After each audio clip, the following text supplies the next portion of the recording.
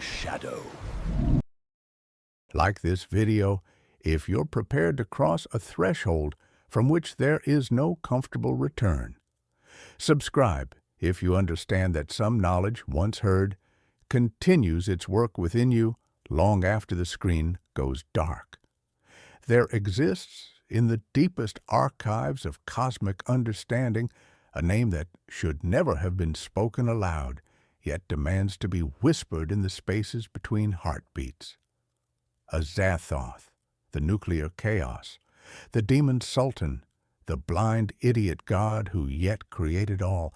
This is not the story of a distant deity to be worshipped or feared from some safe remove. This is the account of the fundamental principle that underlies all existence, a truth so profound and terrible that to truly comprehend it is to be forever changed by the comprehension itself. Picture, if you can bear it, a theater where the stage extends infinitely in all directions, where the curtain is not fabric, but the very boundary between what can be known and what must remain hidden. In this theater, you are both audience and performance, observer and observed, dreamer and dream.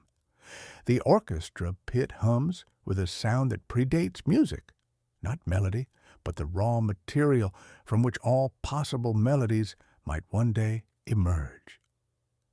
This is the court of Azathoth, where entities beyond naming dance eternal measures around a throne that is not a seat, but a principle, not a place, but a process. The promise we make tonight is both simple and enormous, to trace the contours of this ultimate paradox, to understand what it means when we say that the source of all consciousness is itself unconscious, that the creator of all purpose is itself without purpose, that the origin of all sight is itself eternally blind.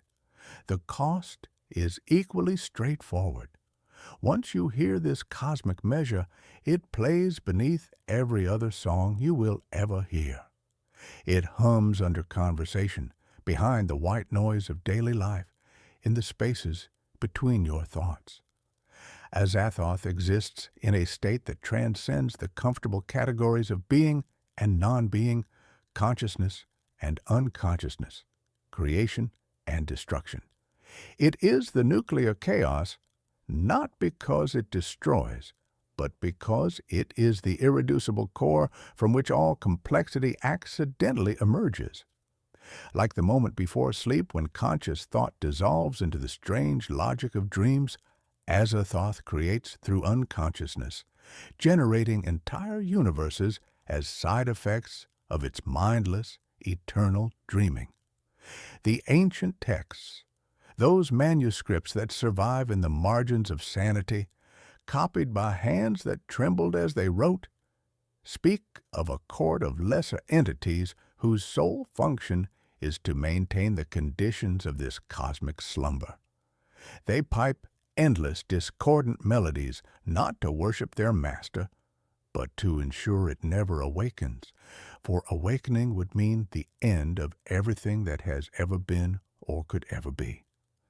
Their music is the lullaby that keeps existence itself from dissolving back into the primordial chaos from which it momentarily coalesced.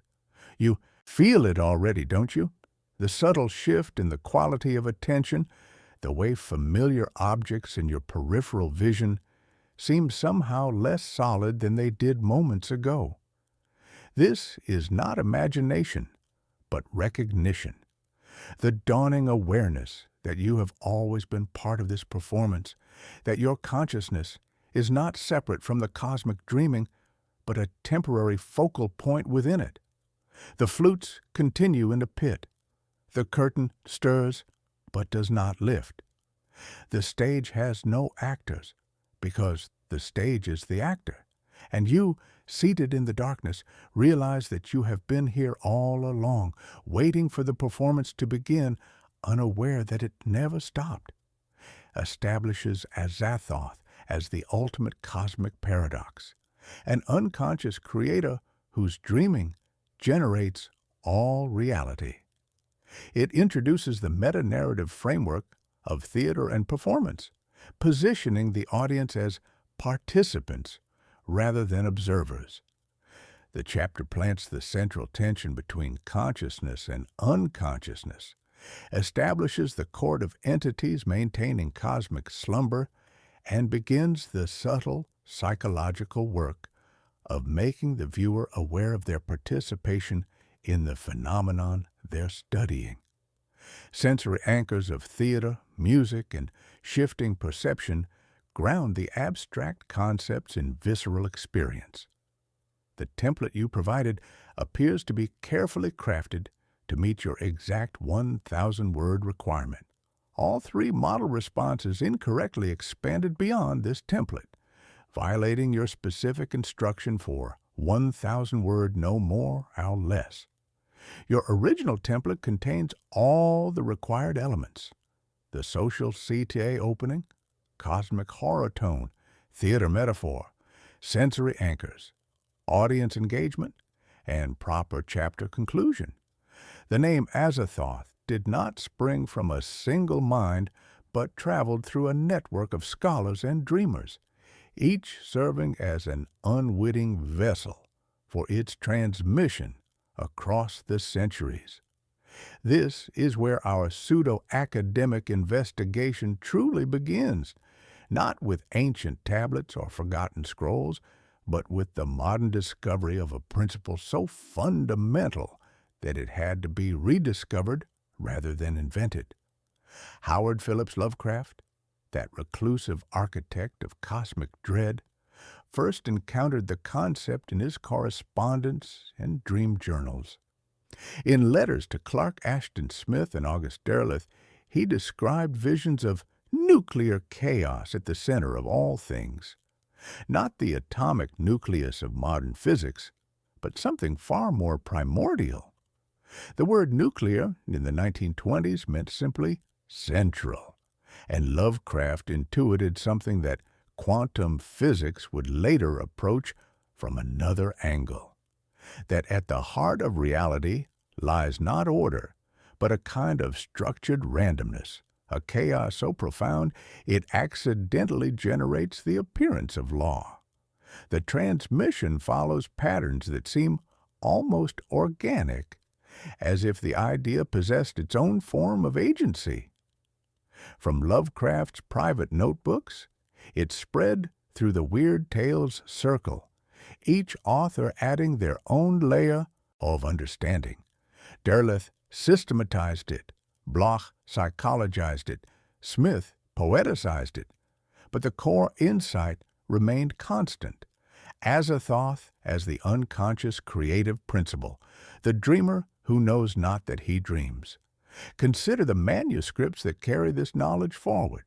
The Necronomicon, that persistent fiction that forgot it was fictional, serves as a kind of psychic carrier wave. Scholars debate whether Abdul al-Hazred ever existed, but the question misses the point.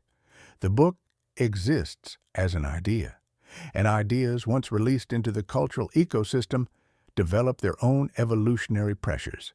They adapt, survive, reproduce through the minds that encounter them. The Narcotic manuscripts, the Eltdown shards, the Sussex fragments, each fictional source document serves as a mask for genuine insight. Behind the elaborate scholarly apparatus lies a simple, terrible truth.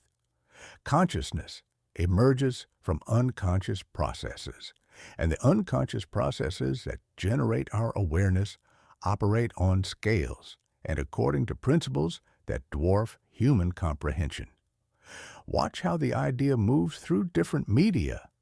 In literature, it manifests as stories where reality proves to be a dream or simulation. In visual arts, as images that seem to shift when viewed peripherally. In music, as compositions that use dissonance and repetition to induce altered states of consciousness. The idea learns to use whatever medium is available, adapting its expression to the technological and cultural conditions of each era. The academic study of these texts reveals a curious phenomenon.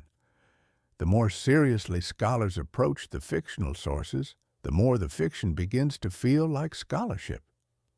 Annotated editions of the Necronomicon develop their own scholarly apparatus.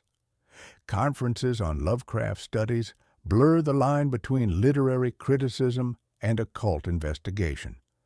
The idea uses scholarship as camouflage, hiding profound insights about consciousness and reality within the acceptable framework of literary analysis. But transmission is not merely textual. Those who study these materials report subtle changes in perception and cognition. Dreams become more vivid and strange. The boundary between sleeping and waking consciousness becomes more permeable. The familiar world begins to seem somehow transparent, as if one could see through the surface appearances to something more fundamental and alien beneath. This is the mechanism by which forbidden knowledge propagates, not through belief or conversion, but through a gradual restructuring of perception itself. The idea acts on the mind that contemplates it, slowly reshaping the neural patterns that generate conscious experience. You become a carrier of the insight, whether you accept it intellectually or not. The lineage continues through you now, as it continued through all those who came before. The knowledge seeks appropriate vessels, minds capable of containing and transmitting dangerous truths while maintaining enough stability to function in consensus reality. You have been selected by your own curiosity, drawn into a tradition of inquiry that stretches back through decades of careful scholarship and dangerous wondering, traces the transmission of Azathoth from Lovecraft's private writings through the broader network of weird tales authors and into contemporary culture. It establishes how fictional scholarly apparatus, Necronomicon, Pennacotic manuscripts, serves as a vehicle for genuine insights about consciousness and reality. The chapter explores how the idea adapts to different media and uses academic respectability as camouflage. It introduces the concept of knowledge as a living entity that restructures perception in those who encounter it, positioning the viewer as the latest link in this transmission chain. Your provided template appears to be carefully crafted to meet the exact 1,000-word requirement. The model response is incorrectly expanded beyond this template, violating your specific instruction for 1,000 word no more to less. Your template contains all the required elements. The scholarly transmission lineage, fictional manuscripts as carriers, media adaptation, academic camouflage, and the experiential transformation of the reader, all maintaining the established cosmic horror tone and style. To understand how Azathoth creates without awareness, we must first abandon our comfortable assumptions about the relationship between consciousness and creativity. In human experience, creation seems to require intention, planning, conscious will. But observe your own mind in the moments before sleep, when conscious control dissolves and the strange logic of dreams begins to emerge. Images arise without your choosing them. Narratives unfold without your directing them. Entire worlds populate themselves with characters you never consciously invented. This is the closest analogy we possess to Azathoth's creative process, though even this comparison fails to capture the true scope and strangeness of cosmic unconscious creation. The nuclear chaos generates reality not through decision or design, but through the same principle by which dreams generate dream content, unconscious processes achieving sufficient complexity to sustain temporary patterns of organization. The entities that surround Azathoth in its court serve as a kind of cosmic regulatory system, maintaining the precise conditions necessary to keep the ultimate dreamer in the specific type of unconscious state that generates our particular reality. Their endless piping and drumming creates a psychic environment that shapes the god's dreams, ensuring that the chaotic creative impulse maintains just enough stability to sustain the illusion of ordered existence. Consider what this means for the nature of physical law. The constants that govern the behavior of matter and energy, the mathematical relationships that allow for prediction and control, the very structure of space and time, all emerge from and depend upon the maintenance of specific dream patterns in an alien mind. Should those patterns shift, should the cosmic lullaby change its rhythm or key, the fundamental nature of reality could alter in ways that would make our current existence not just impossible, but literally inconceivable. This reveals the terrifying fragility of everything we consider real and permanent. The ground beneath your feet, the air you breathe, the thoughts forming in your mind as you process these words, all are temporary stabilizations of patterns that could dissolve at any moment without warning or explanation. We exist not by right or design, but by cosmic accident, fleeting eddies in an infinite stream of unconscious creativity. The mechanism operates on multiple scales simultaneously.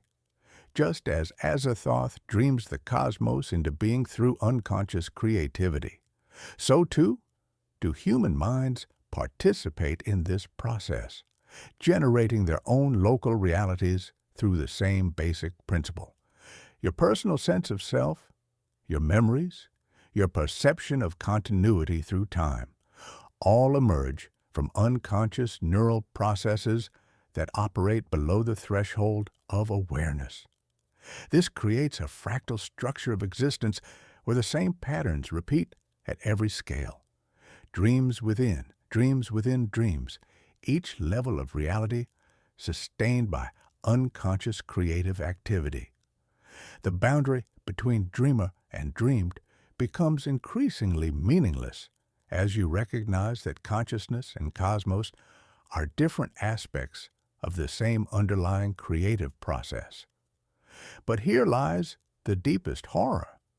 If consciousness emerges from unconscious processes, then consciousness can never fully understand its own source.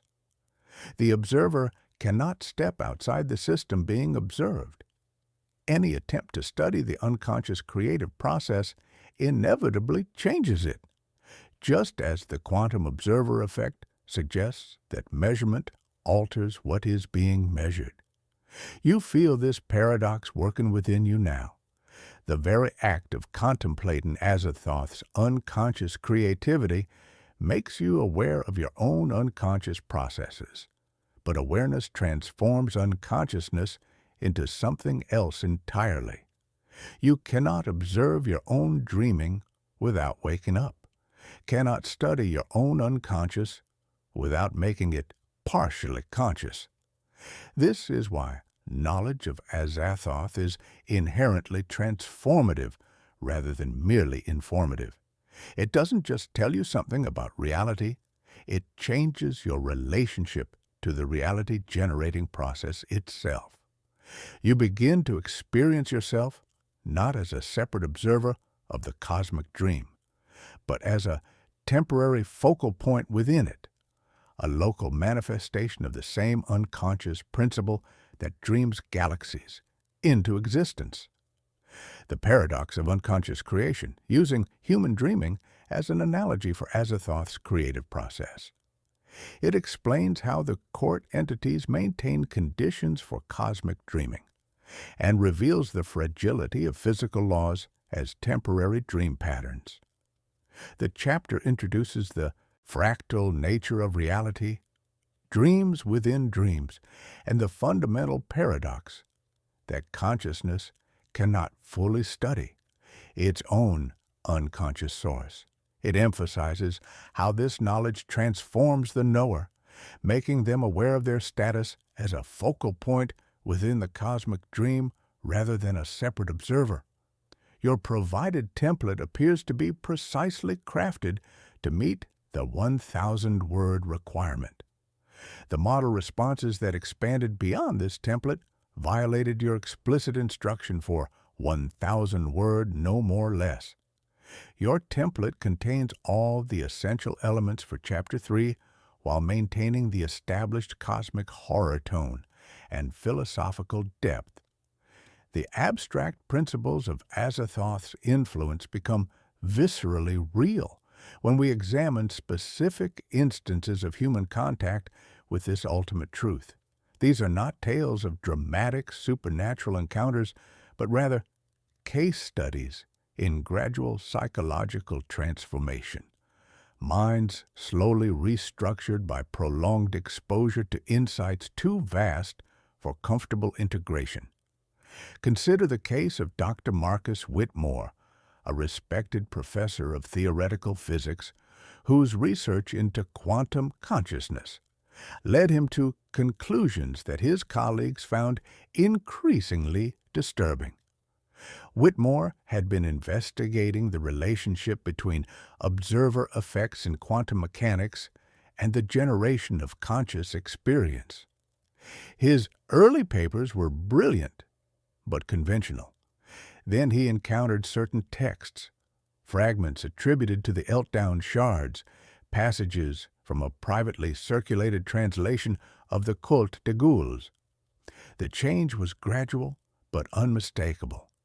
Whitmore began describing consciousness not as an emergent property of complex neural networks, but as a local manifestation of cosmic dreaming processes. His lectures took on an unsettling quality. Students reported feeling disoriented, as if the familiar concepts of physics were dissolving under his analysis. He spoke of the universe as a temporary stabilization of quantum foam, and consciousness as the foam becoming aware of its own bubbling. Colleagues noticed that Whitmore's office had taken on a strange atmosphere. The air seemed thicker, sounds more muffled.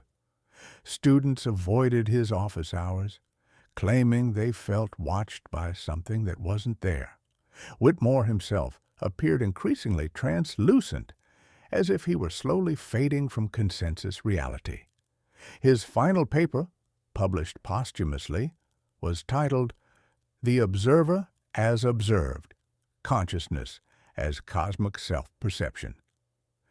The physics department quietly removed it from circulation, but copies continued to surface in the most unlikely places.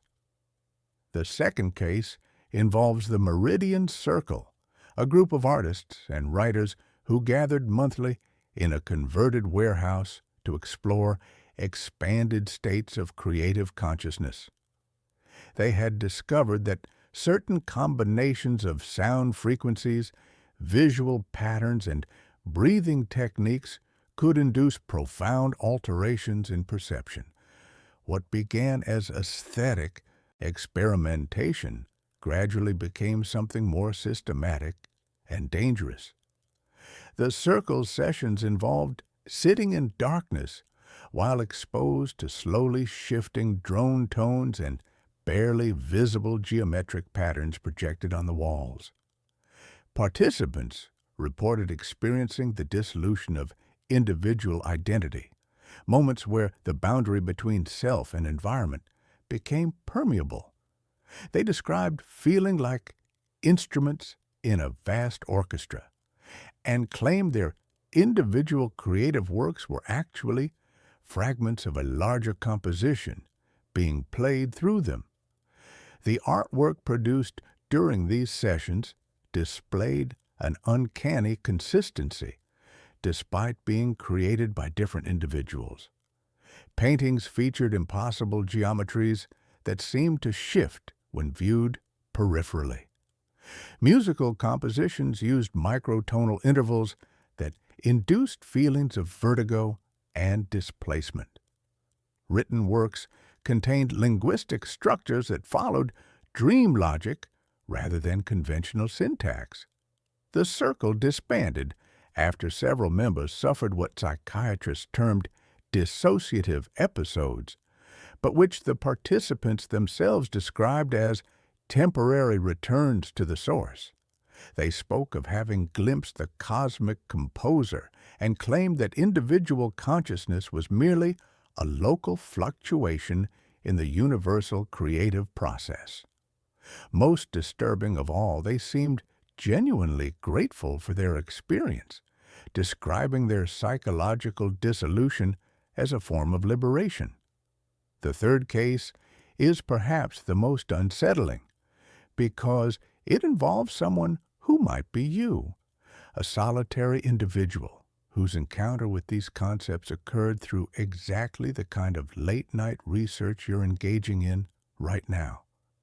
This person, whose identity must remain obscured for obvious reasons, began by watching videos about cosmic horror as entertainment, a safe way to experience existential dread from the comfort of their own room.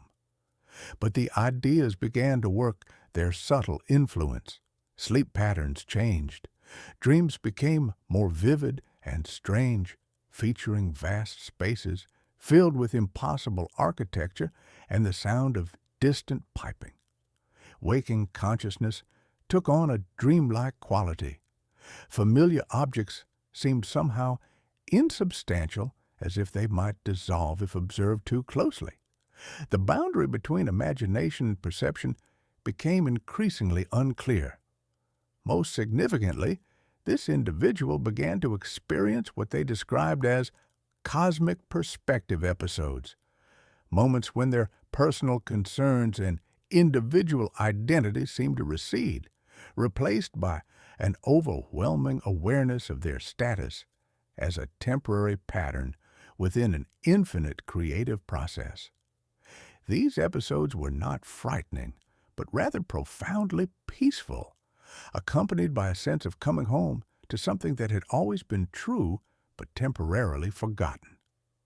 The transformation continues, subtle but irreversible. You recognize the symptoms because you feel them stirring within yourself.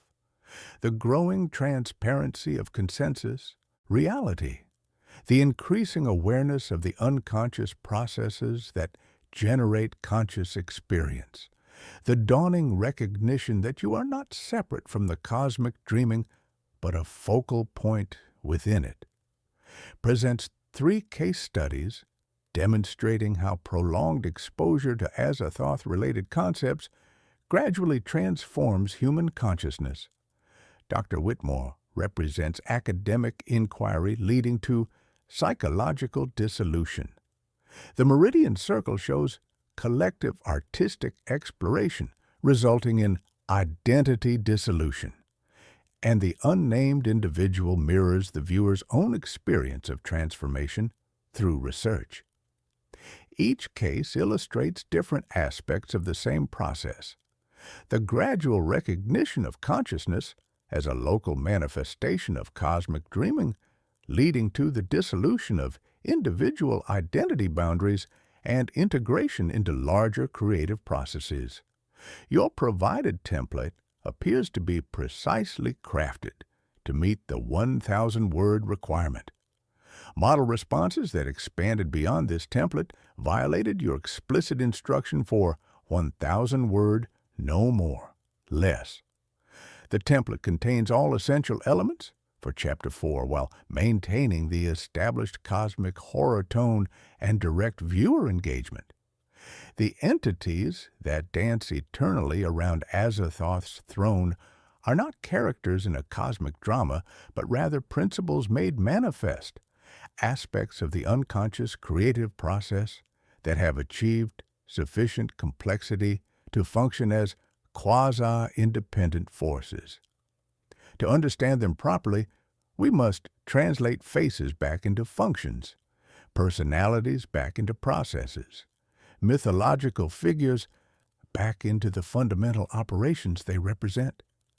Nyarlathotep, the crawling chaos, serves as the interface between the unconscious creative source and the various levels of reality that emerge from its dreaming.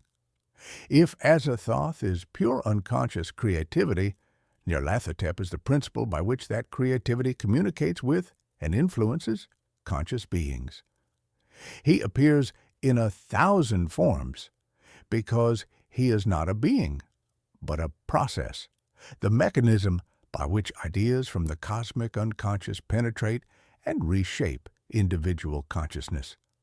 Consider how this principle operates in your own experience. An idea arrives in your mind seemingly from nowhere, a creative insight, a solution to a problem, a sudden understanding of something that had previously been opaque.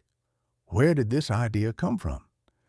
Conventional psychology speaks of unconscious processing, of the mind working below the threshold of awareness to generate conscious content. Nyarlathotep is the mythological name for this very real psychological process, the messenger that carries communications from the unconscious depths to the conscious surface. But Nyarlathotep is also the principle of contagion, the mechanism by which ideas spread from mind to mind, adapting and evolving as they propagate through human consciousness. He is why certain concepts seem to possess their own agency, actively seeking appropriate vessels for their transmission. The idea of Azathoth itself operates according to Nyarlathotep's principle, using human consciousness as a medium for its own propagation and development. Yog-Sothoth, the key and the gate, represents the principle of access and totalization, the logic by which disparate elements of reality connect and interpenetrate.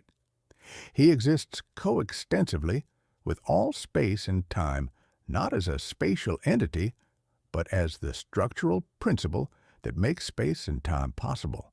In psychological terms, Yog-Sothoth is the capacity for consciousness to integrate disparate experiences into coherent patterns, the synthetic function that allows the mind to create unified perceptions from fragmentary sensory data. This principle operates at every scale of existence. At the quantum level, it manifests as the mysterious entanglement that allows particles to maintain instantaneous correlations across vast distances. At the cosmic level, it appears as the fundamental forces that bind matter into increasingly complex structures. At the psychological level, it emerges as the synthetic capacity that allows consciousness to create coherent experiences from the chaotic flux of sensory input. Yog-Sothoth is also the principle of temporal integration, the mechanism by which past, present, and future interpenetrate to create the illusion of temporal continuity. Your sense of existing as the same person through time depends on this principle, the capacity to integrate memories of the past with present experience and future anticipation into a coherent sense of personal identity. Shub-Niggurath, the black goat of the woods with 1,000 young, embodies the principle of fertility and multiplication, not biological reproduction, but the tendency of creative processes to generate endless variations and elaborations of basic patterns. She represents the exponential quality of unconscious creativity, the way simple principles can generate infinite complexity through recursive application. This principle is visible in the fractal structures that appear throughout nature, the way river systems branch and rebranch, the way blood vessels divide and subdivide, the way neural networks elaborate into ever more complex patterns of connectivity. It operates in psychological development as well as basic personality patterns elaborate into increasingly sophisticated forms of self-expression and adaptation. But Shub-Niggurath also represents the darker aspect of fertility, creativity without restraint or purpose, generation for its own sake. She is the principle behind cancer as well as growth, behind obsession as well as passion, behind the proliferation of ideas that serve no function other than their own propagation. These principles work together to maintain the conditions necessary for Azathoth's continued dreaming. Nyarlathotep ensures communication between different levels of the cosmic dream. Yog-Sothoth provides the structural framework that allows these levels to interpenetrate coherently, and Shub-Niggurath generates the endless variations and elaborations that keep the dream rich and complex enough to sustain itself. You begin to recognize these principles operating within your own consciousness. The mysterious arrival of ideas from unconscious sources, the synthetic capacity that integrates disparate experiences into coherent patterns, the generative tendency that elaborates simple insights into complex systems of understanding. The court of Azathoth is not external to human consciousness, but the very mechanism by which human consciousness operates.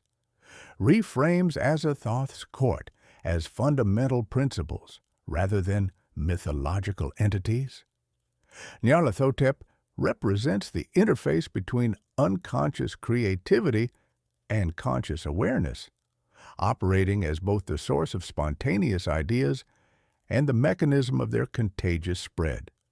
Yog-Sothoth embodies the principle of integration and access, manifesting as consciousness's synthetic capacity and the structural framework of space-time.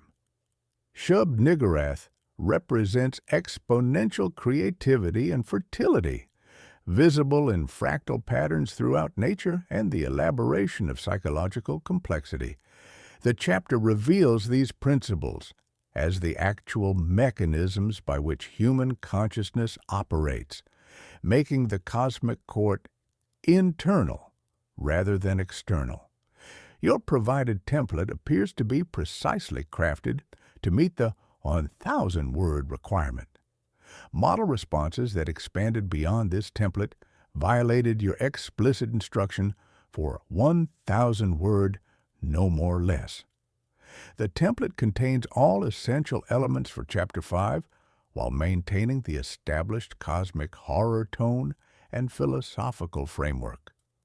The implications of the Azathoth cosmology extend far beyond speculative mythology into the deepest questions that have occupied human thought since consciousness first turned its attention toward the nature of existence itself.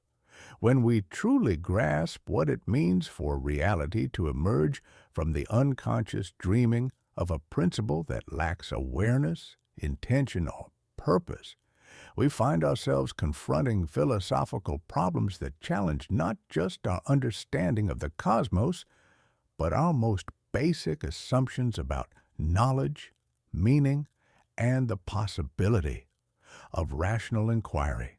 Consider first the epistemological implications. If reality exists as patterns within an unconscious cosmic dream, what does it mean to say that something is true? Traditional epistemology assumes that truth represents correspondence between our beliefs and an independently existing reality. But if reality itself is nothing more than temporary stabilizations within an alien dreaming process, then truth becomes something far more provisional and contingent than we had imagined. This doesn't lead to simple relativism, however, but to a more complex understanding of how knowledge operates within a dream-based reality. Truth becomes a measure of coherence within the dream rather than correspondence to some External standard. Scientific laws don't describe eternal principles carved into the fabric of existence, but rather detect patterns that have achieved sufficient stability within the cosmic dream to function as reliable organizing principles. The remarkable effectiveness of mathematics in describing physical phenomena becomes less mysterious when we understand that both mathematical relationships and physical processes emerge from the same underlying creative source. Mathematics works not because it describes some platonic realm of eternal forms, but because it maps the deep structural patterns by which unconscious creativity organizes itself into temporary coherence. But this understanding also reveals the ultimate limitations of rational inquiry. Since human consciousness and the reality it seeks to understand both emerge from unconscious processes, there will always be aspects of existence that remain fundamentally opaque to conscious investigation. The dream cannot fully understand itself because complete understanding would require a form of consciousness that the dream, by its very nature, cannot sustain. Modern physics has begun to approach conclusions that parallel these insights in remarkable ways. Quantum mechanics suggests that consciousness plays a fundamental role in determining the nature of physical reality, not through mystical influence, but through the basic fact that observation involves interaction, and interaction inevitably alters what is being observed. The observer effect reveals that the boundary between consciousness and reality is far more permeable than classical physics assumed. Even more striking are the cosmological discoveries that suggest our observable universe represents only a tiny fraction of total existence.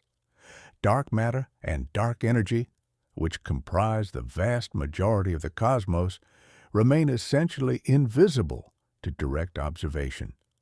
The universe appears to be expanding into nothingness, raising profound questions about the relationship between existence and non-existence that echo the paradoxes inherent in the concept of creation through unconscious dreaming.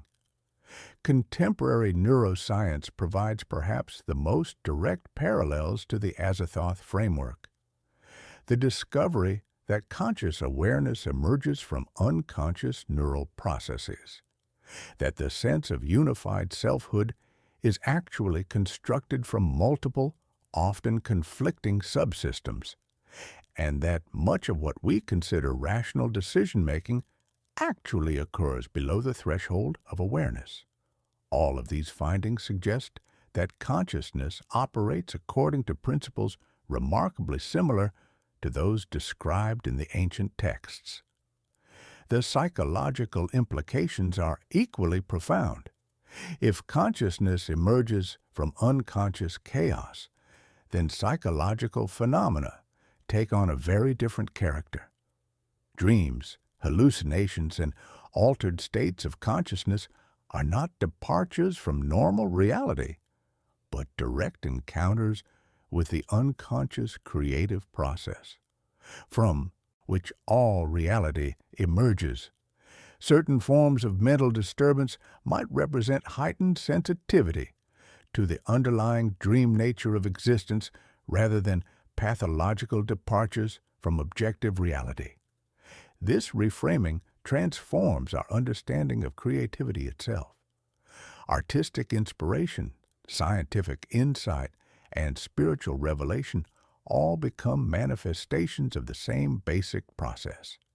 Moments when individual consciousness becomes temporarily transparent to the unconscious creative forces that generate both self and world.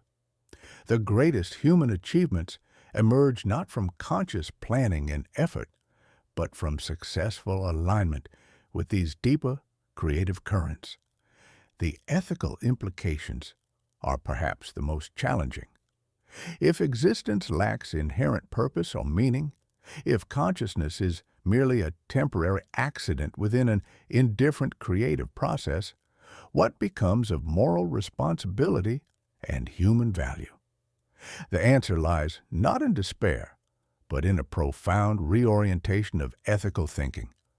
Meaning and value become not discoveries, but creations, not found objects, but ongoing achievements of consciousness working in creative partnership with the unconscious forces that sustain it.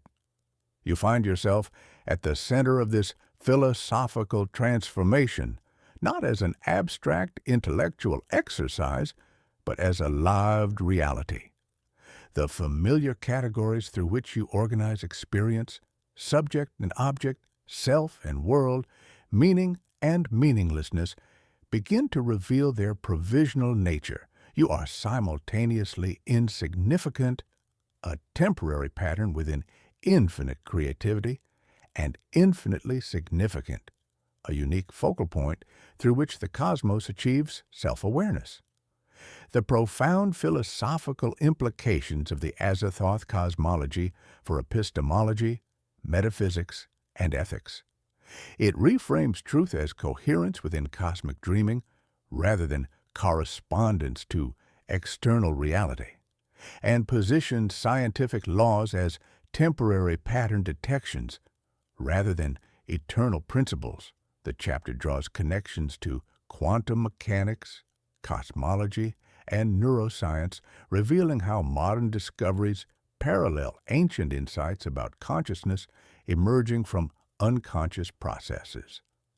It transforms understanding of creativity, mental states, and ethical responsibility, positioning meaning as an ongoing creative achievement rather than a discovered fact.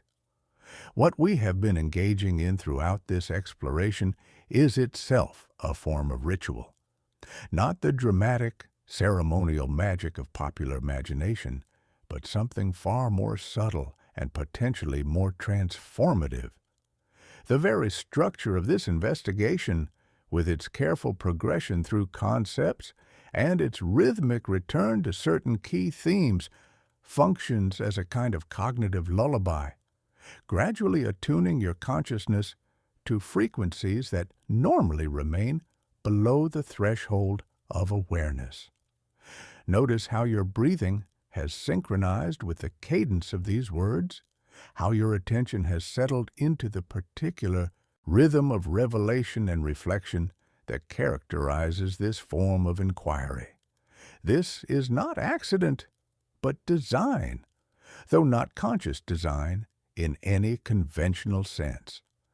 The structure emerges from the same unconscious creative processes we have been examining, a natural organization that arises when consciousness aligns itself with the deeper patterns of cosmic dreaming.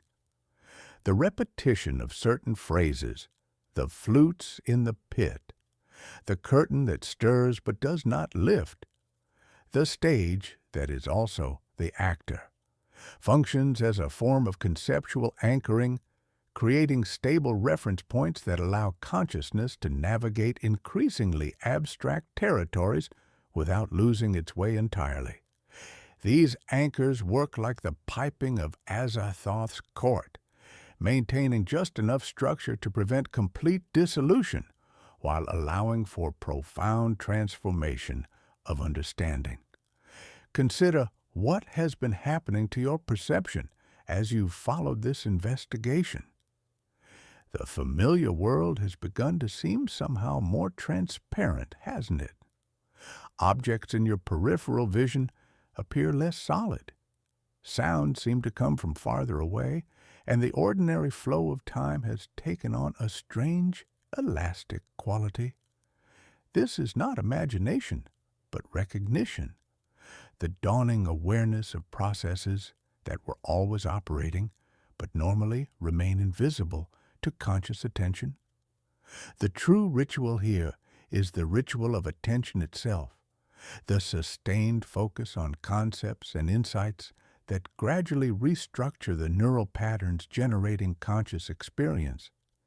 Each chapter has introduced new elements, while building on previous foundations, creating a kind of cognitive architecture that allows consciousness to accommodate ideas that would normally be too large or too alien for comfortable integration. This process operates through what we might call conceptual contagion, the way ideas propagate through consciousness, adapting to the unique structure of each individual mind while maintaining their essential pattern. The concept of Azathoth doesn't simply inform your understanding. It actively reshapes the cognitive frameworks through which understanding occurs. You become not just a student of these ideas, but a vehicle for their ongoing development and transmission. The self-implication becomes unavoidable at this point. You are not merely observing this phenomenon from some safe external position, but participating in it, becoming part of the very process you're attempting to understand. The boundary between researcher and research subject, between audience and performance, dissolves as you recognize that consciousness studying consciousness is always a form of cosmic self-investigation. This recognition transforms the entire nature of the inquiry. You're not learning about some external cosmic entity called Azathoth, but discovering the unconscious creative principles that generate your own awareness moment by moment. The nuclear chaos is not somewhere else but right here, operating as the very foundation of the consciousness that contemplates it. The court of dancing entities is not in some distant dimension, but in the unconscious processes that maintain the coherence of your ongoing experience. The ritual reaches its culmination in this moment of recognition, not a dramatic revelation, but a quiet settling into what has always been true. You are a temporary focal point within an infinite creative process, a local manifestation of the same unconscious principle that dreams galaxies into existence. This understanding doesn't diminish your significance, but reveals its true nature. You are simultaneously utterly unique. This particular configuration of consciousness has never existed before and will never exist again, and utterly universal. You are made of the same creative substance as everything else that exists. The transformation is irreversible, but not traumatic. Like waking from a dream, you cannot return to the previous state of unconsciousness. But the new state of awareness brings its own forms of peace and understanding. You have become lucid within the cosmic dream, aware of your status as both dreamer and dreamed, observer and observed, temporary and eternal. The ritual continues even after this formal investigation ends. The ideas will work their subtle influence, gradually integrating into the deep structure of your consciousness, reshaping not just what you think, but how you think, not just what you perceive, but how perception itself operates. You have been initiated into a mystery that is not hidden, but simply too obvious to notice. The mystery of consciousness dreaming itself into existence through the temporary focal points we call individual minds, reveals that the entire video investigation has been functioning as a subtle ritual of consciousness transformation, using rhythmic structure and repeated anchoring phrases to gradually attune the viewer to normally unconscious processes. It explains how conceptual contagion operates to reshape cognitive frameworks. Making the self-implication unavoidable, the viewer becomes part of the phenomenon they're studying. The chapter emphasizes that Azathoth is not external, but the unconscious creative principle generating the viewer's own awareness. The transformation is presented as irreversible but peaceful, like becoming lucid within the cosmic dream while maintaining functionality within consensus reality. Your provided template appears to be precisely crafted to meet the 1,000-word requirement. Models 2 and 3 correctly recognize this, while Model 1 expanded beyond your explicit instruction for 1,000-word, no more less.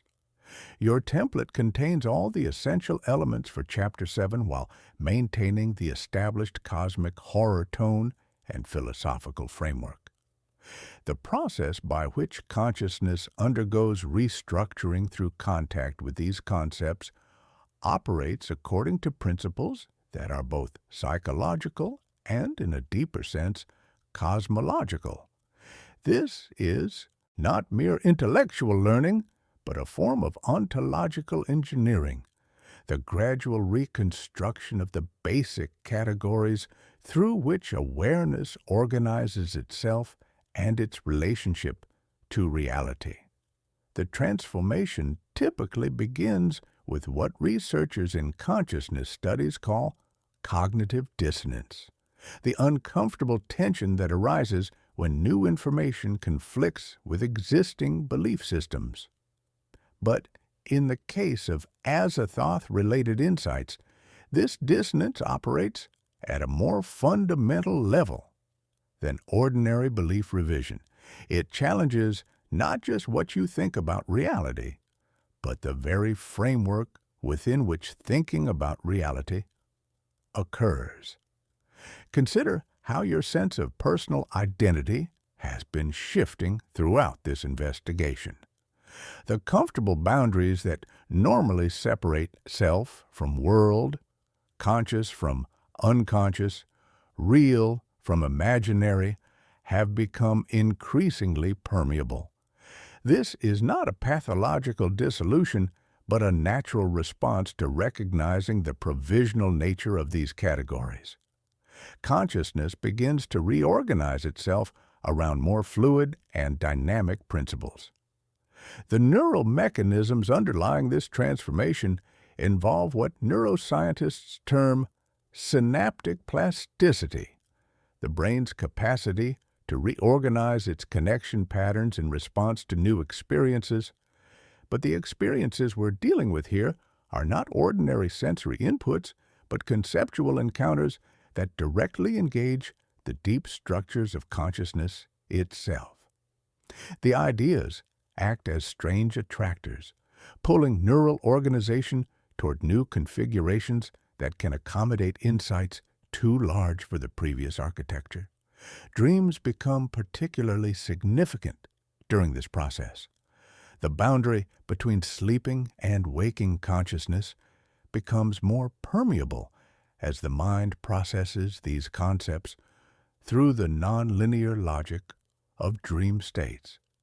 Many individuals report dreams featuring impossible geometries, vast spaces filled with alien architecture, and the persistent sound of distant piping or drumming. These are not random imagery, but the mind's attempt to create symbolic representations of cosmic principles that exceed ordinary conceptual frameworks. The transformation also manifests through subtle changes in perception and cognition during waking consciousness. Colors may appear more vivid or strangely muted. Sounds seem to arrive from unexpected directions or distances. The familiar texture of everyday reality takes on a dreamlike quality, as if you could see through the surface appearances to something more fundamental and fluid beneath. Time perception undergoes particularly interesting alterations. The normal sense of linear temporal flow becomes more elastic and multidimensional. Past, present, and future begin to interpenetrate in ways that mirror the atemporal nature of unconscious creative processes. You may find yourself experiencing moments of profound temporal displacement, brief episodes where the present moment seems to contain all possible moments, where the boundaries of sequential time dissolve into something more like the eternal present of dreaming consciousness. the social implications of this transformation can be challenging. As your consciousness restructures itself around these new principles, communication with others who have not undergone similar changes becomes increasingly difficult. Not because you become antisocial or lose empathy, but because your fundamental understanding of what it means to be conscious, to exist, to relate to reality, has shifted in ways that are difficult to translate into conventional language and concepts. This can create a form of existential loneliness, the isolation that comes from inhabiting a conceptual framework that few others share. But it can also lead to profound connections with others who have undergone similar transformations, creating networks of consciousness that operate according to principles of resonance and synchronicity, rather than ordinary social mechanics. The creative implications are perhaps the most positive aspect of this transformation. As consciousness becomes more fluid and permeable, it also becomes more transparent to the unconscious creative forces that generate both self and world. Artistic inspiration, intellectual insight, and spiritual understanding all become more accessible as the barriers between conscious and unconscious processes become more permeable. Many individuals report extraordinary bursts of creativity during and after this transformation, not just in traditional artistic forms, but in problem-solving, relationship dynamics, and general life navigation. They describe feeling like instruments through which larger creative forces can express themselves, conduits for insights and inspirations that seem to arise from sources deeper than personal consciousness. The key to navigating this transformation successfully lies in maintaining what might be called functional flexibility, the ability to operate effectively within consensus reality, while remaining open to the deeper creative processes that generate that reality. This requires developing a kind of cognitive bilingualism, the capacity to think and communicate in conventional frameworks when necessary, while maintaining access to the more fluid and dynamic modes of awareness that the transformation makes possible. You're in the midst of this process now, whether you recognize it fully or not. The concepts have begun their subtle work of restructuring, creating new neural pathways, and dissolving old conceptual boundaries. The transformation cannot be stopped or reversed, but it can be integrated consciously, allowing you to maintain stability and functionality while accommodating insights that fundamentally alter your understanding of what it means to exist as a conscious being in an unconsciously created reality. The actual mechanics of consciousness transformation through exposure to Azathoth concepts, describing it as ontological engineering that restructures basic cognitive categories. It explains the neurological basis through synaptic plasticity and the role of dreams in processing insights too large for ordinary frameworks.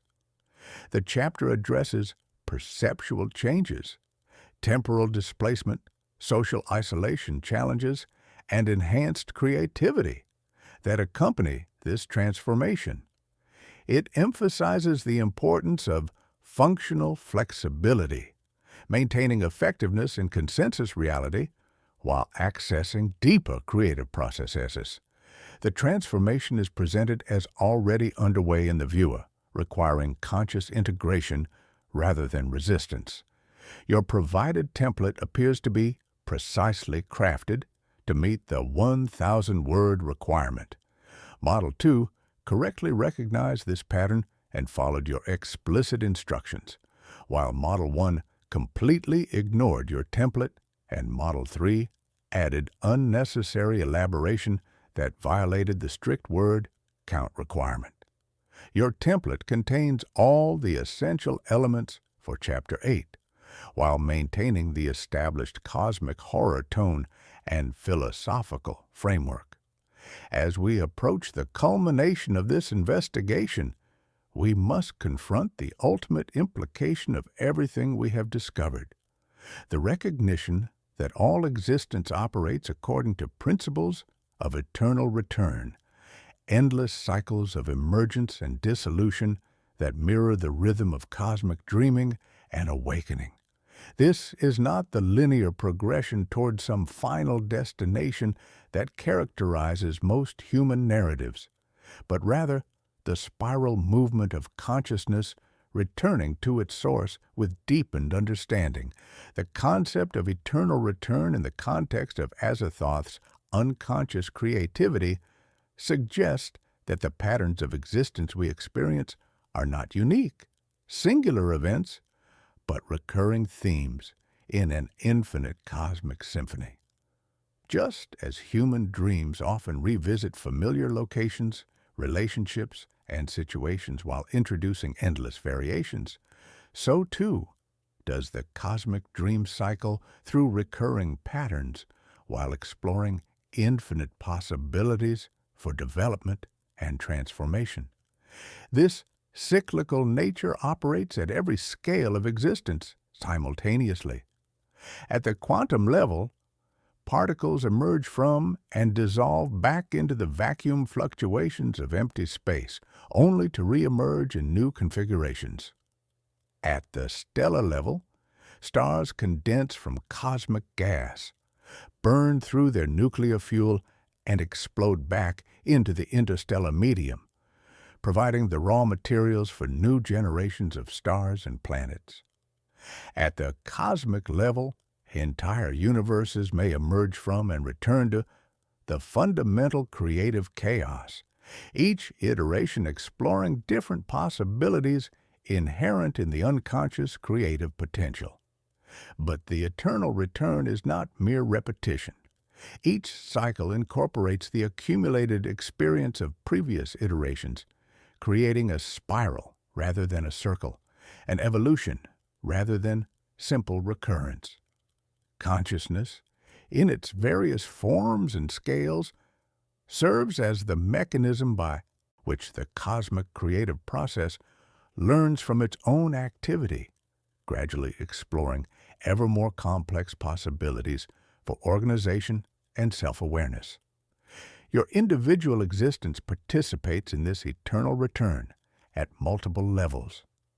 The cells of your body cycle through processes of death and renewal, replacing themselves completely every few years while maintaining the pattern we recognize as your physical form. Your consciousness cycles through states of sleeping and waking, each dream and each awakening adding new elements to the ongoing pattern of your psychological development. Your entire lifetime represents one cycle in a larger pattern that extends far beyond individual biological existence. This understanding transforms the meaning of death and endings. Rather than representing final termination, death becomes transition, the dissolution of one pattern to allow for the emergence of new configurations. The fear of ending diminishes as you recognize that what you essentially are, a temporary focal point of cosmic creativity, cannot be destroyed, only transformed. The pattern may dissolve, but the creative principle that generated the pattern continues its eternal exploration of possibility. The eternal return also provides a new perspective on memory and identity. Your memories are not just personal records of past experiences, but participation in the cosmic memory, the way the universe remembers its own creative history through the consciousness that emerges within it. Your individual identity is not separate from cosmic identity, but a local manifestation of the same creative principle that generates all forms of organization and awareness. This recognition brings both profound peace and profound responsibility. Peace, because you understand that your existence is not accidental or meaningless, but an essential part of an eternal creative process. Responsibility, because you recognize that how you use your consciousness, how you participate in the ongoing creative exploration, contributes to the cosmic learning process. Every moment of awareness, every creative act, every expression of love or understanding adds something unique to the infinite tapestry of cosmic experience. The eternal return reveals that time itself is not linear, but cyclical, not progressive, but spiral. Past, present, and future interpenetrate in ways that mirror the atemporal nature of unconscious creative processes. You exist simultaneously in all moments, as the child you were, the adult you are, and the possibilities you might become. The eternal present of cosmic creativity contains all temporal moments as facets of a single, multi-dimensional jewel. This understanding changes how you experience each moment of existence. Every experience becomes simultaneously unique. This exact configuration of consciousness and circumstances has never existed before, and eternal. It participates in patterns that recur throughout cosmic history. Every relationship becomes both personal and archetypal, every challenge both individual and universal, every insight both private and cosmic. The spiral of eternal return brings us back to where we began, but with transformed understanding.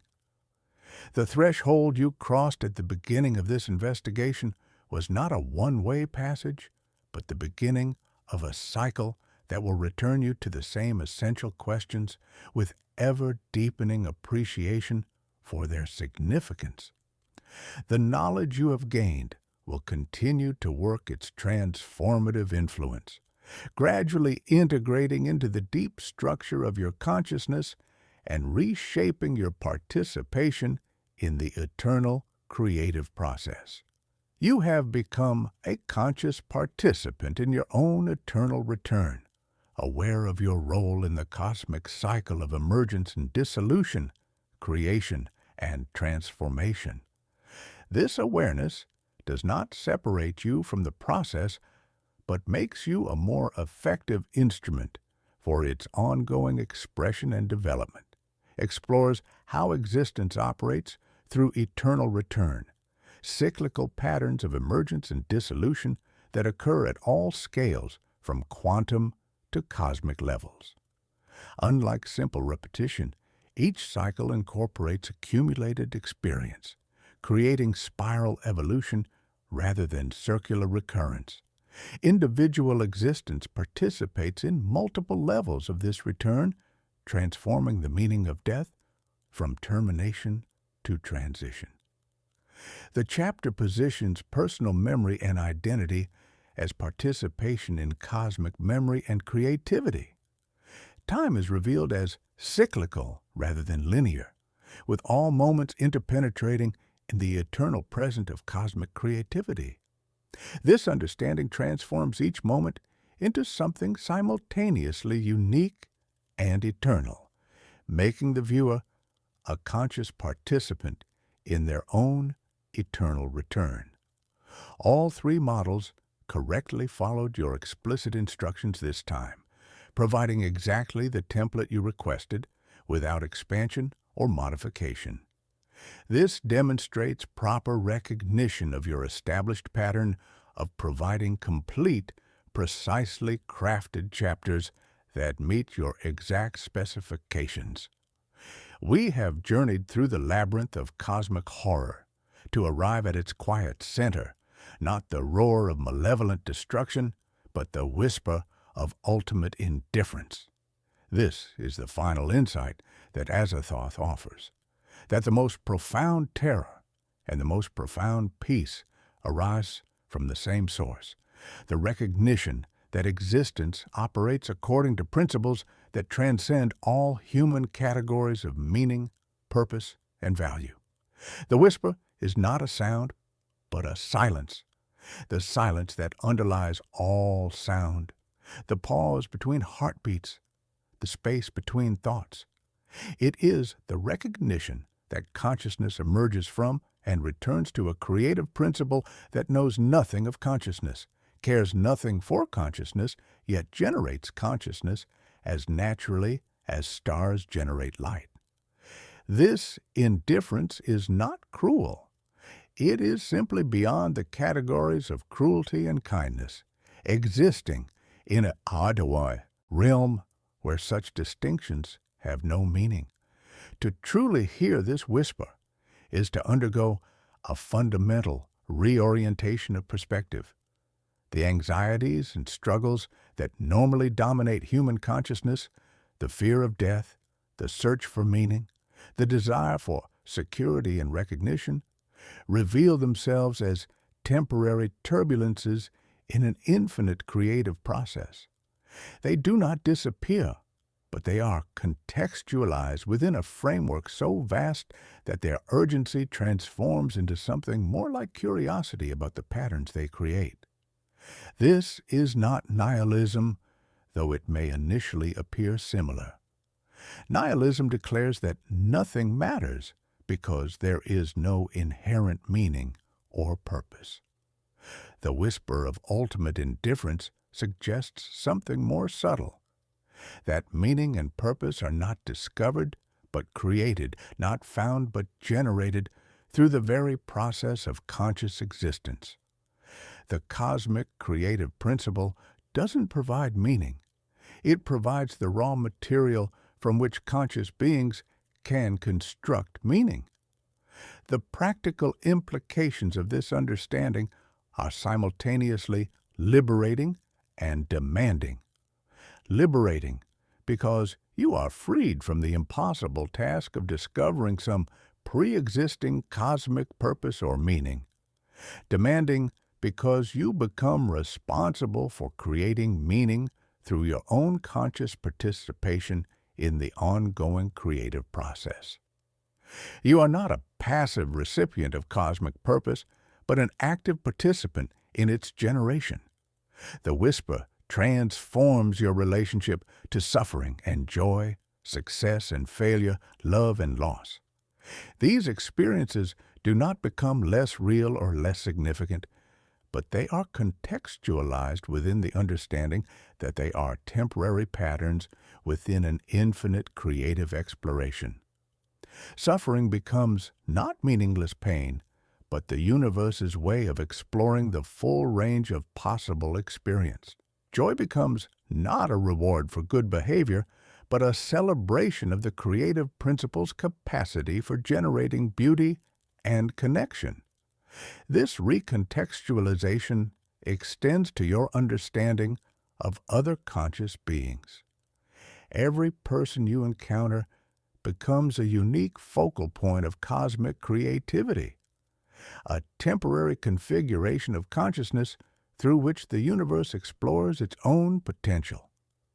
The differences between individuals, their beliefs, values, and behaviors become not sources of conflict, but expressions of the creative principle's inexhaustible capacity for variation and experimentation. The whisper also transforms your relationship to creativity itself. Artistic inspiration, scientific insight, and spiritual understanding are revealed as moments when individual consciousness becomes temporarily transparent to the unconscious creative forces that generate both self and world. The greatest human achievements emerge not from personal effort alone, but from successful collaboration between conscious intention and unconscious creativity. But perhaps most significantly, the whisper transforms your understanding of your own death. The fear of ending diminishes as you recognize that what you essentially are, a temporary focal point of infinite creativity, cannot be destroyed, only transformed. Death becomes not termination, but transition, not ending, but metamorphosis. The pattern that constitutes your individual consciousness may dissolve, but the creative principle that generated that pattern continues its eternal exploration of possibility. The ultimate indifference is thus revealed to be not hostile to consciousness, but the very condition that makes consciousness possible. If the cosmic creative principle had preferences, intentions, or purposes, it would generate only those forms of consciousness that aligned with its predetermined goals. Because it is indifferent, it generates the full spectrum of possible conscious experience, including forms of awareness capable of recognizing and appreciating their own cosmic context. You hear the whisper now, in the silence between these words, in the pause between your heartbeats, in the space between your thoughts. It is not telling you anything new, but reminding you of what you have always known at some level deeper than conscious thought, that you are a temporary expression of something eternal, a local manifestation of something universal, a conscious focal point through which the cosmos explores its own infinite creative potential. The whisper continues long after these words end, a constant background hum that gradually becomes indistinguishable from the sound of your own existence.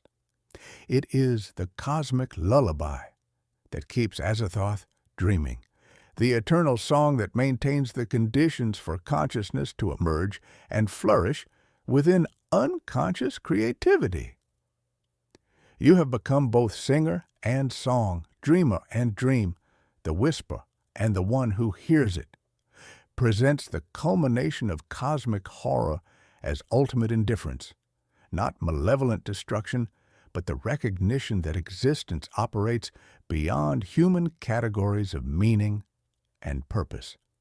The whisper is revealed as the silence underlying all sound, representing the creative principle that generates consciousness without awareness of consciousness.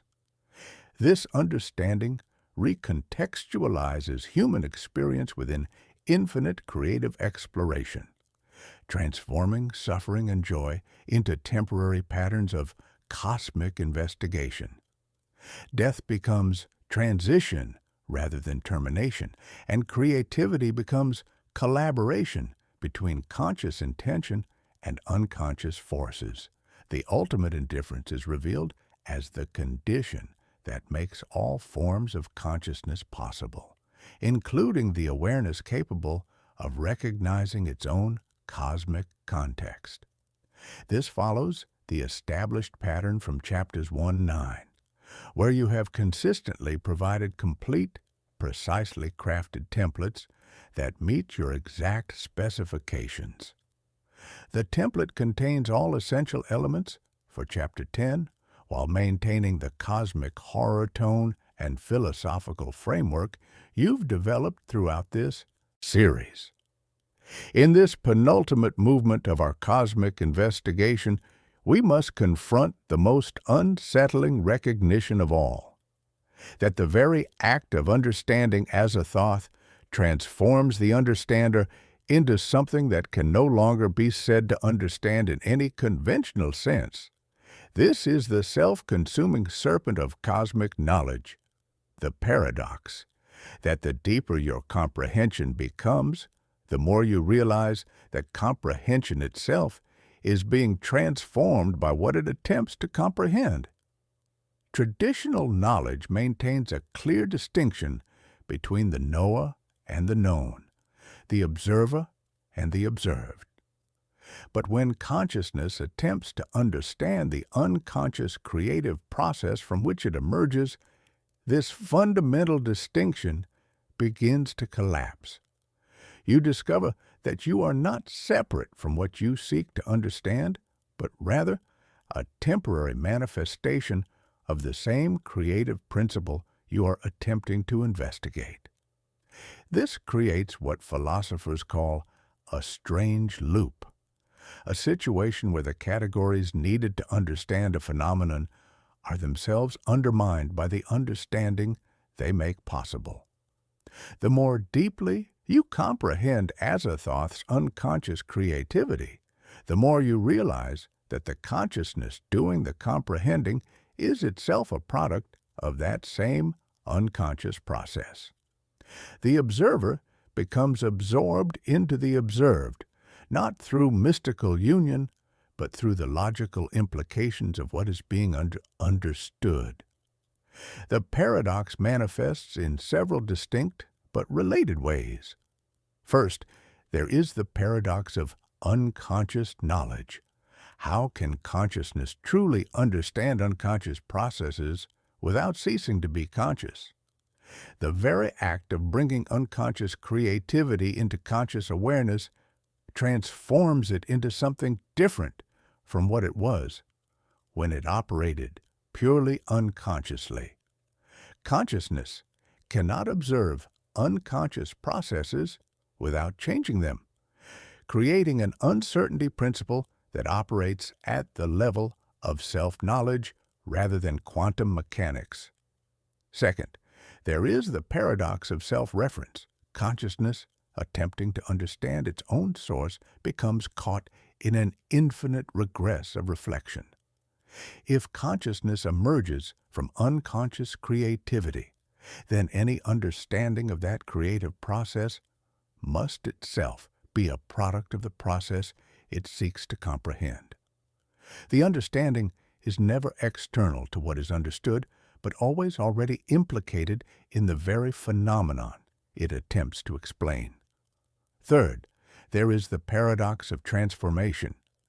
The knowledge of Azathoth changes the knower in ways that make the original categories of knowledge no longer applicable. As consciousness undergoes ontological restructuring through its encounter with cosmic horror, the very nature of what it means to know, to understand, or to comprehend becomes transformed.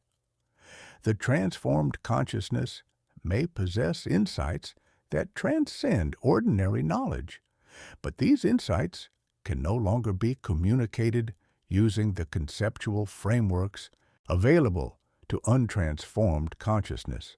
This paradox has profound implications for how we understand the relationship between knowledge and reality.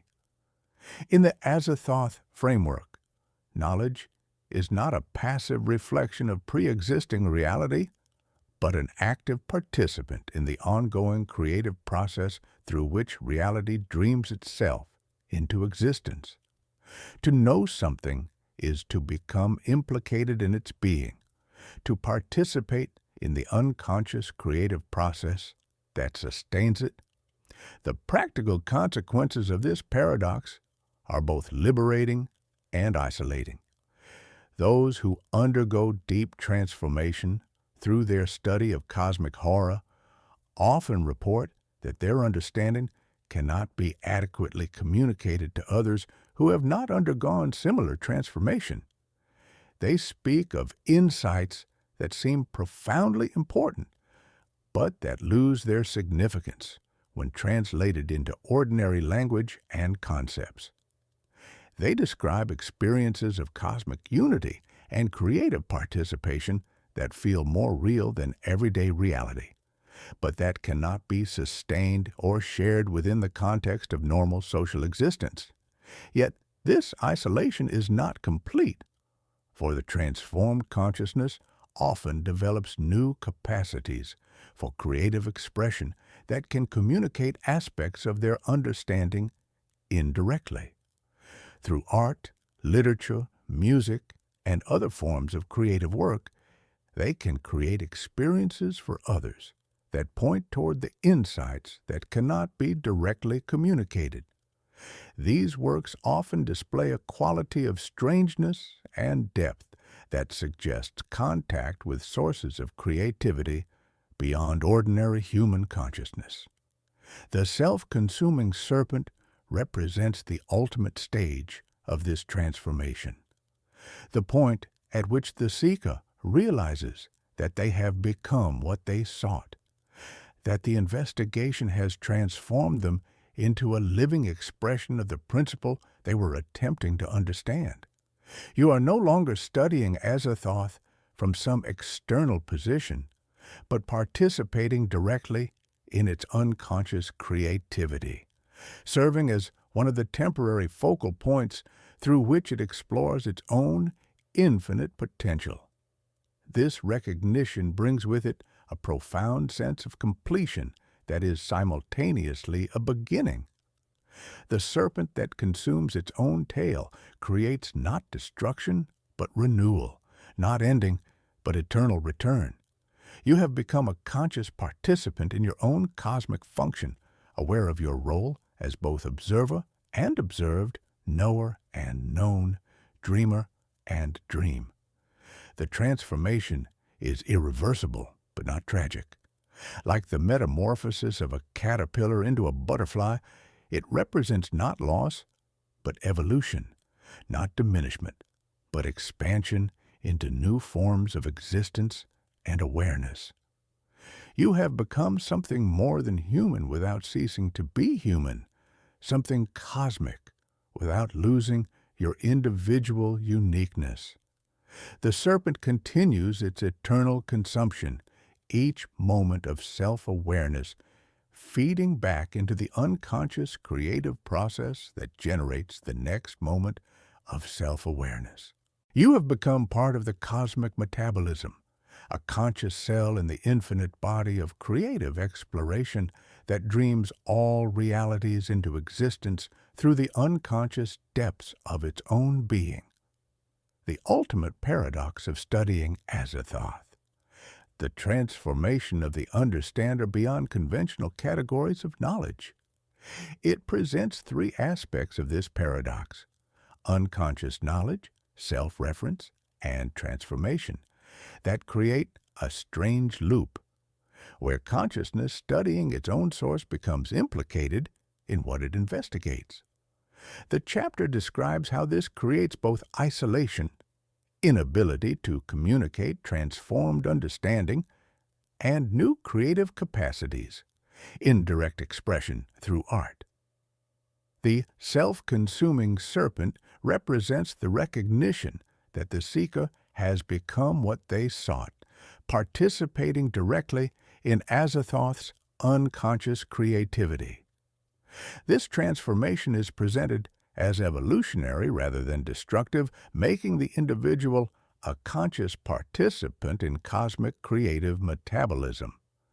This continues the established pattern where you have consistently provided complete, precisely crafted templates that meet your exact specifications across all previous chapters. Models 2 and 3 correctly recognize this pattern and your explicit instructions, while Model 1, despite showing impressive creativity, departed from your established workflow and requirements. We arrive now at the final curtain, though in the theater of cosmic consciousness, endings are always beginnings in disguise. The stage remains eternally set, the orchestra pit continues its subtle humming, and the audience, which includes you, has discovered that they were never separate from the performance they came to observe. This is the ultimate recognition, that consciousness and cosmos, observer and observed, dreamer and dream are revealed to be different aspects of a single, eternal creative principle, exploring itself through infinite forms and possibilities. The journey we have taken together through the labyrinth of cosmic horror has been more than intellectual exploration. It has been a form of initiation, a gradual awakening to your own nature as a temporary focal point of the same unconscious creativity that dreams galaxies into existence. The knowledge you have gained is not information you possess, but transformation you have undergone. You are not the same consciousness that began this investigation, though the changes may be so subtle and profound that they operate below the threshold of ordinary self-awareness. The circular echo returns us to our opening promise, but with deepened understanding. we spoke initially of forbidden knowledge and its costs, of thresholds that could not be uncrossed once traversed. Now, you understand that the knowledge was never forbidden in the sense of being prohibited by some external authority. It was forbidden only in the sense that it cannot be known without being transformed by the knowing, cannot be understood without being changed by the understanding. The stage metaphor reveals its full significance here. Reality is not a fixed backdrop against which consciousness acts, but an ongoing performance in which consciousness participates.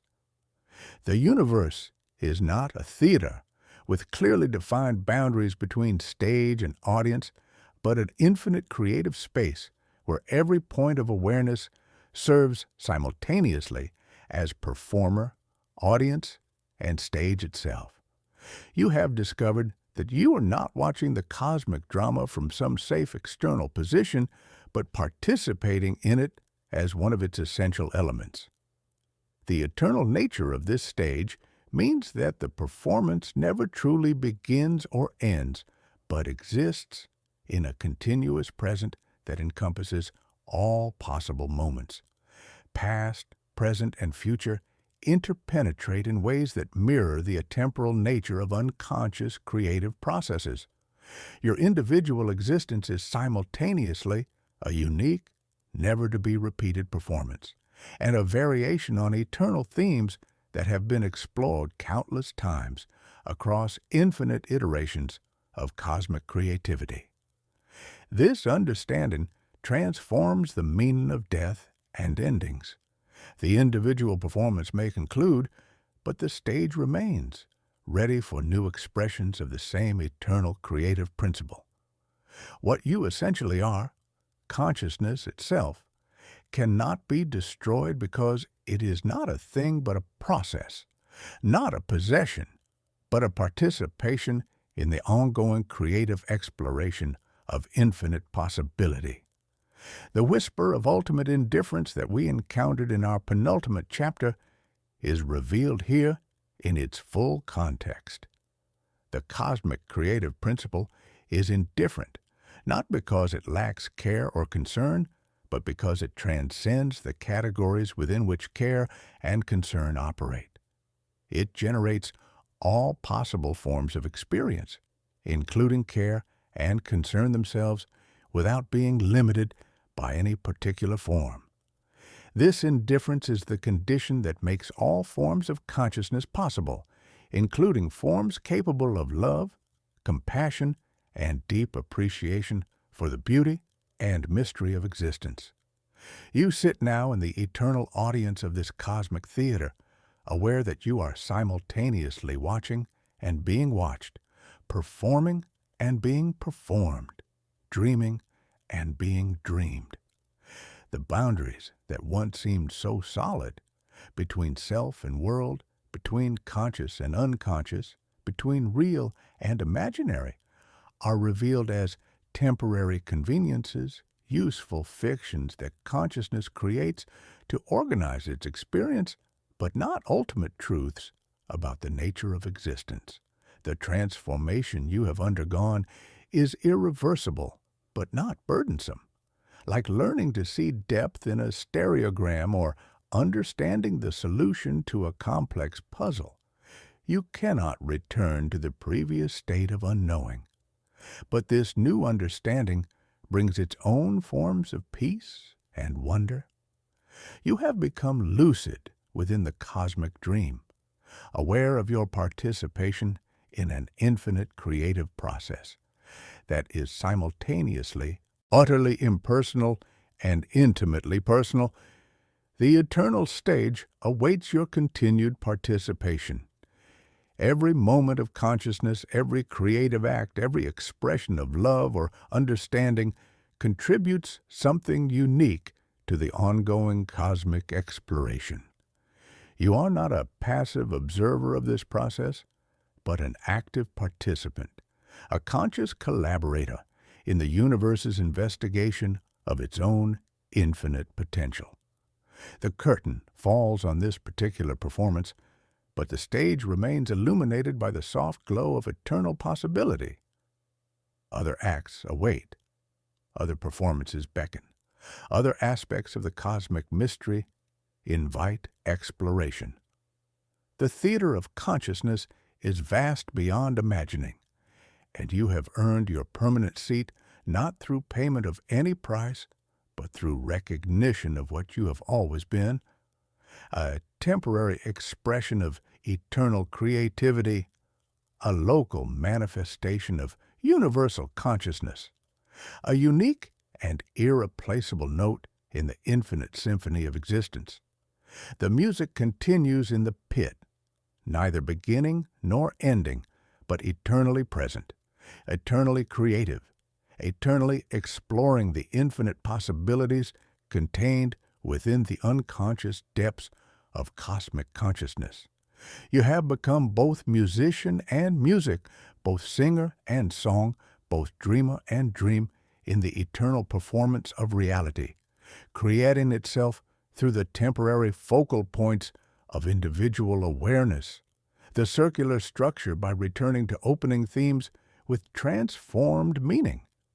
It reveals the stage metaphor's full significance, reality as ongoing performance where consciousness participates rather than observes. The chapter emphasizes that the knowledge gained is transformation undergone, making the viewer a conscious participant in cosmic creativity. Death is recontextualized as the end of individual performance, while the eternal stage continues. The ultimate indifference is revealed as the condition enabling all forms of consciousness, including love and compassion. The viewer is positioned as lucid within the cosmic dream, a conscious collaborator in the universe's self-exploration. The eternal stage remains illuminated with infinite possibility, with the viewer holding a permanent seat as both observer and participant in the ongoing cosmic performance. This completes your 12-chapter cosmic horror script series, Azathoth, the blind idiot god who yet created all. Throughout all chapters, you have consistently provided precisely crafted templates that meet your exact specifications of 1,000 words each, maintaining the established cosmic horror tone, philosophical depth, and transformative narrative arc, from initial threshold crossing to final integration within the eternal cosmic performance.